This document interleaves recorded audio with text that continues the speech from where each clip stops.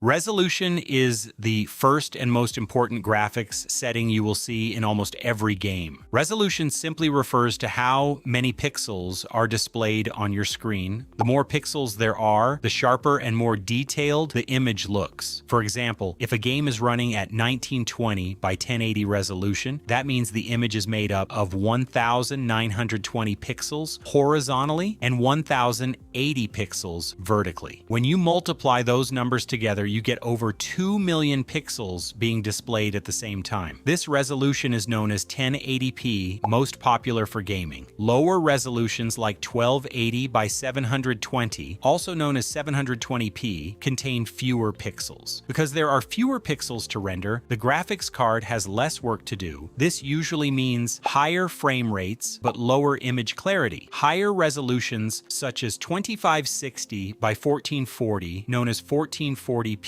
contain far more pixels. This creates a much sharper and more detailed image, but it also requires a much stronger graphics card. Texture quality controls how detailed the surfaces in a game look. For example, the bricks on a wall, the fabric on clothing, the surface of a road, or the details on a character's face are all textures. When you increase the texture quality setting, the game uses higher resolution textures. Higher resolution textures contain more detail. This means objects look sharper when you get close to them. You will be able to see fine details like scratches on metal, cracks in walls, or patterns on clothing. One important thing to understand about texture quality is that it mostly affects VRAM usage, which is the memory on your graphics card. If your graphics card has enough VRAM, you can usually set texture quality to high or ultra without losing much performance. Shadow settings control how shadows appear in the game world. Shadows are extremely important for realism because they help objects look grounded and connected to the environment. When shadow quality is set to low, shadows may appear blocky, blurry, or unrealistic. They may also update less frequently or disappear at longer distances. When shadow quality is set to high or ultra, shadows become more detailed and accurate, edges look smoother, shapes are more realistic, and shadows may extend farther across the environment. However, shadows are one of the most performance-heavy graphics settings in many games. That is because the computer must calculate how light interacts with every object in the scene in order to produce accurate shadows.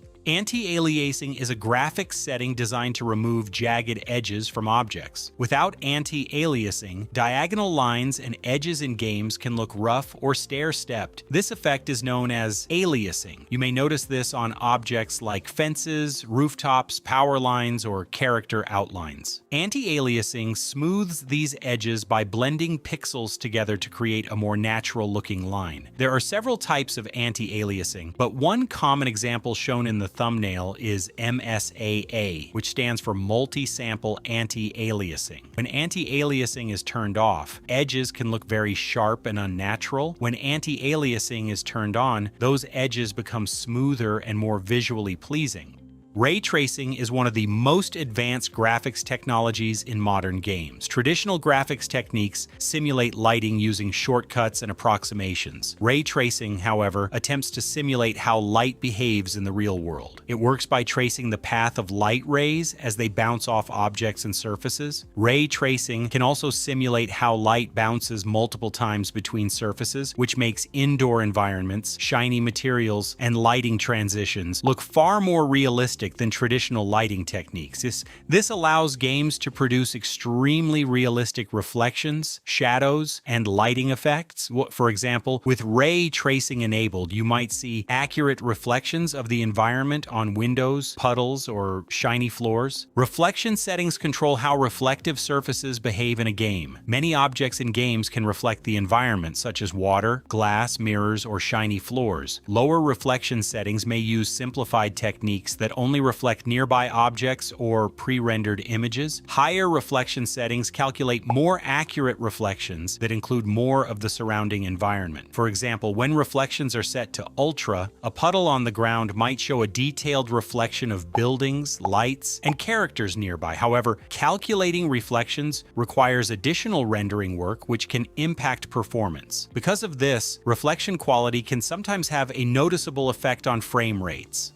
Ambient occlusion is a graphics technique that adds soft shadows in small creases and corners. Without ambient occlusion, lighting in a game can sometimes look flat or unrealistic. Ambient occlusion darkens areas where objects meet or where light would naturally have difficulty reaching. For example, you might notice subtle shading where walls meet the floor, under furniture, or in cracks between rocks. These small shadows add depth and realism to the environment. There are several types of ambient occlusion techniques such as SSAO, HBAO, and others. Higher quality ambient occlusion produces smoother and more realistic shading, but it also requires more processing power. Motion blur simulates the way objects appear blurry when they move quickly. This effect attempts to mimic how cameras capture motion in movies. When motion blur is enabled, fast movements such as turning the camera or driving vehicles can create a smooth blur effect. Some players enjoy motion blur because it can make animations feel more cinematic. However, many gamers prefer to turn motion blur off because it can reduce visual clarity, especially during fast gameplay. Competitive players in particular often disable motion blur because they want the clearest possible image while aiming or reacting quickly. Motion blur usually has a small performance impact compared to other graphics settings.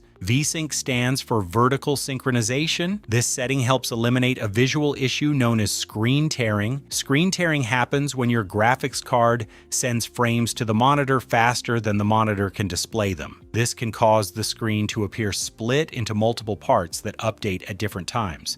Vsync solves this problem by synchronizing the game's frame rate with the monitor's refresh rate. For example, if your monitor refreshes at 60 Hz, Vsync may limit the game to 60 frames per second. This prevents tearing but can introduce other issues such as input lag or reduced frame rates. Because of this, some players prefer to disable Vsync and instead use modern technologies like G-Sync or FreeSync if their monitor supports them.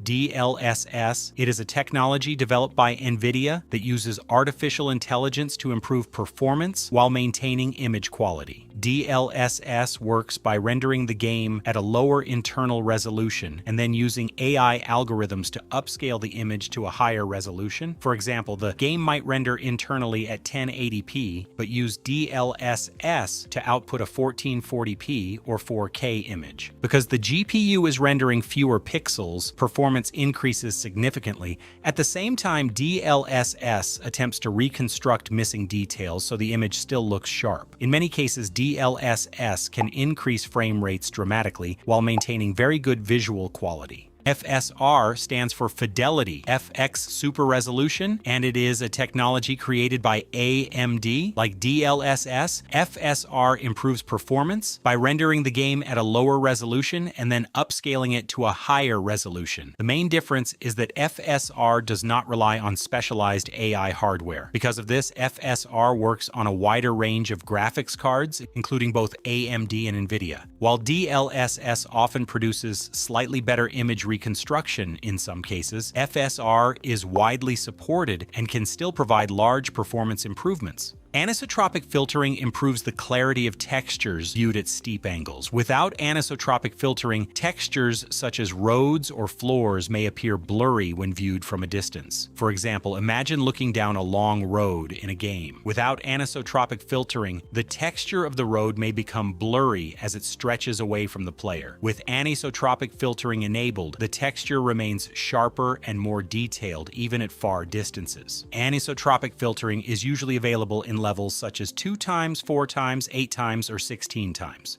Thank you for watching. Make sure to leave a like and subscribe. Also, don't forget to watch some of my other videos.